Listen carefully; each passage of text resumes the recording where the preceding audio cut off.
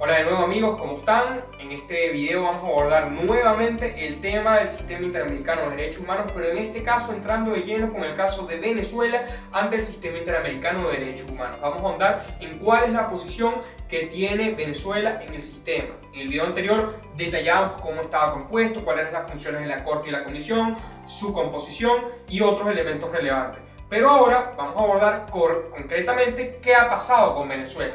Y es que Venezuela había tenido una tradición importantísima desde la instauración del sistema interamericano y particularmente de la Corte desde el año 1969.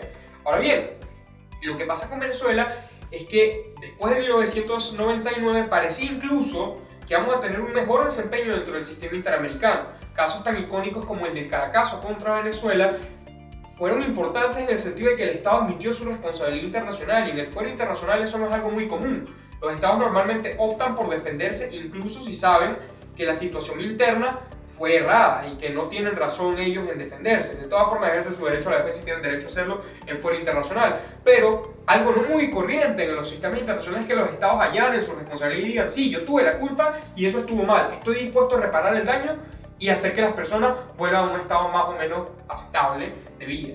Y eso pasó con el Caracazo. Entonces es extraño cómo años después la situación con el sistema interamericano fue de constante pugna, porque durante toda esa década tanto la Comisión Interamericana como la Corte Interamericana publicaron muchísimos casos e informes en donde se daba testimonio de que constantemente se estaba erosionando el Estado de Derecho en Venezuela.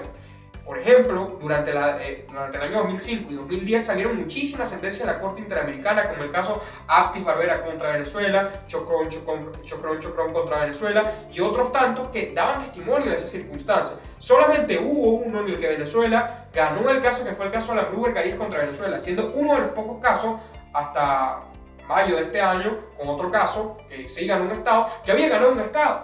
Entonces, eso da testimonio de la erosión del Estado de Derecho en Venezuela. De modo que no fue sorpresa que en el año 2012, en cadena nacional, el entonces presidente ya fallecido, Hugo Rafael Chávez Frías, anunció un proceso de denuncia de la Convención Americana sobre Derechos Humanos. Muchas personas han hablado del tema de la denuncia abiertamente, pero muchos de los que hablan de esto no saben exactamente de qué trata. Entonces, ¿qué es una denuncia? Una denuncia es un proceso natural de derecho internacional público. Y derecho internacional público es una rama que abarca muchísimas cosas: derecho ambiental, derechos humanos, derecho territorial, etcétera, etcétera. Una denuncia es que, tal como lo establece la Convención de Viena sobre el derecho a los tratados, un Estado decide soberanamente, del mismo modo que entró al tratado, salirse de él. Entonces denuncia, y este tiene un tiempo prudencial para que entre en efecto la denuncia. Entonces normalmente se habla de 1 o 2 años, dependiendo de lo que el mismo instrumento establezca. Es importante establecer que una de las críticas que se ha establecido es que la denuncia, como un proceso de derecho internacional público, no debería funcionar tan fácilmente en los casos de derechos humanos, porque es muy fácil para un Estado que ha suscrito un convenio internacional en materia de derechos humanos y que le han declarado en múltiples ocasiones estás violando derechos humanos, ulteriormente desprenderse del mismo a través del procedimiento de denuncia común y corriente del derecho internacional público. Como entenderán, ello permite que los estados puedan desligarse de las obligaciones internacionales que al sol de hoy, a los ojos del estado actual del derecho internacional público, no son considerados como meros principios establecidos en papel, sino como principios generales que los estados, inclusive si no están adscritos a la convención, deben cumplir. Entonces, los estados en estos casos, si denuncian, deberían continuar cumpliendo. De hecho, Colombia acaba de interponer una solicitud de opinión consultiva en este tema ante la Corte Interamericana de Derechos Humanos para determinar qué alcance tienen las denuncias en los procesos de derechos humanos y si una denuncia hace que cesen las obligaciones del Estado respecto a los derechos humanos. La respuesta obviamente va a ser que no, pero en todo caso deben saber, insisto, que la denuncia de Venezuela en el año 2012 fue profundamente criticada y vituperada. La razón: el argumento establecido por el gobierno fue: ya no vamos a ser parte de los mismos instrumentos que Estados Unidos no cumple. Y es verdad, Estados Unidos ni siquiera se adhirió a lo que viene siendo a la competencia contenciosa de la Corte Interamericana de Derechos Humanos. Pero eso no justifica que otro Estado no lo haga, bajo ninguna circunstancia, porque si un Estado no cumple con sus obligaciones, eso no da pie a que otro tampoco lo haga. Es un argumento muy irrisorio y poco garantista en materia de derechos humanos.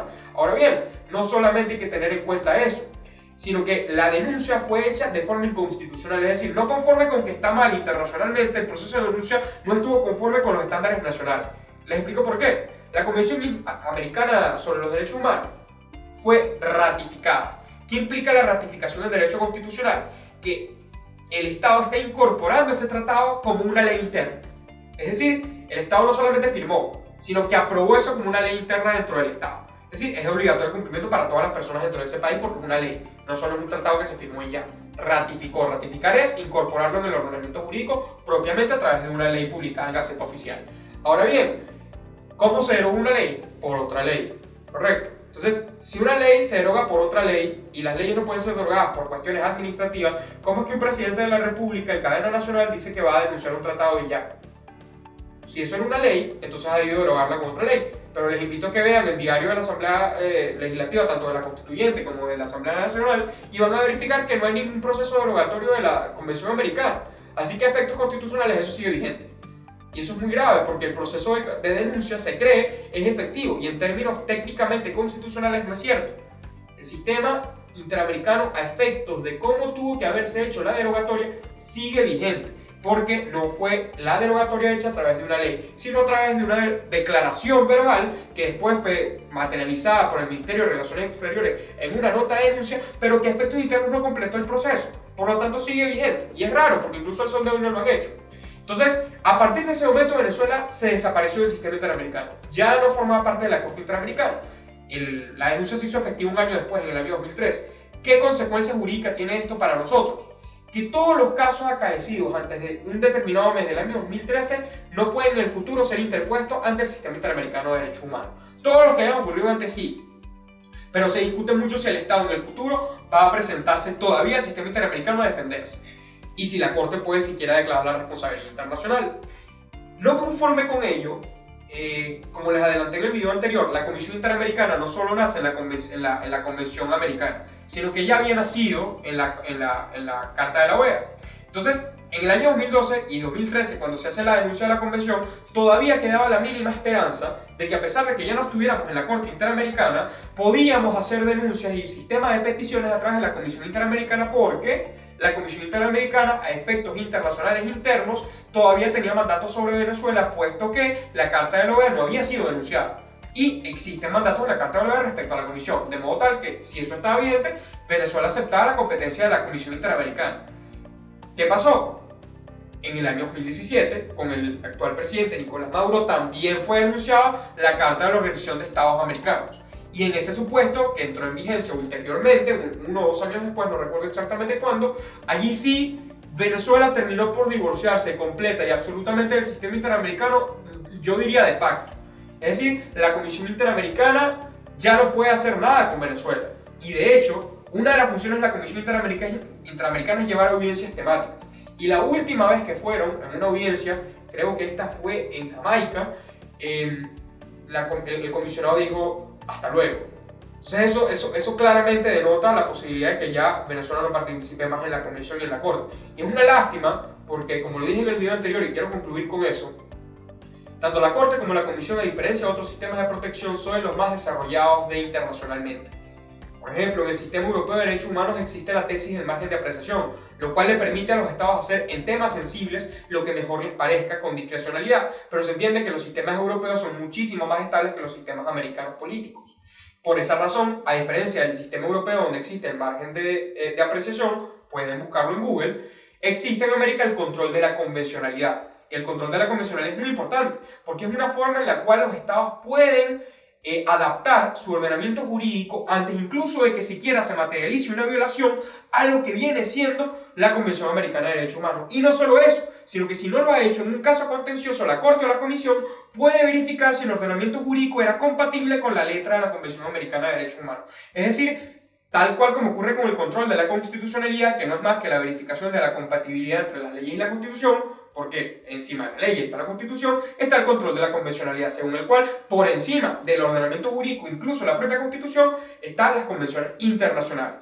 Por ese motivo, insisto, uno de los hechos más importantes y uno de los hitos más relevantes de lo que viene siendo el sistema interamericano es establecer el control de convencionalidad, distinto al margen de apreciación. Y ese control de convencionalidad tiene por tarea hacer un control sobre lo que pasa institucional y legalmente y constitucionalmente también dentro del Estado. Si eso no pasa, ¿quién va a fiscalizar lo que un gobierno arbitrariamente o no haga?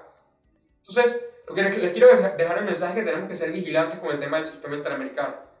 Tenemos que abogar porque en un proceso eventual de justicia transicional tengamos la posibilidad nada más y nada menos que de recuperarlo, porque es un sistema nuestro, un sistema regional y uno de los más avanzados, si no el más, del mundo. Entonces, incluso más que el universal.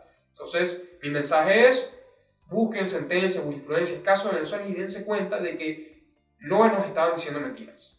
Muchísimas gracias. Espero que estos videos sobre los sistemas internacionales de protección les hayan sido muy ilustrativos para darse cuenta de la importancia invaluable que tienen a efectos de las garantías de la dignidad humana y límites arbitrarios del poder.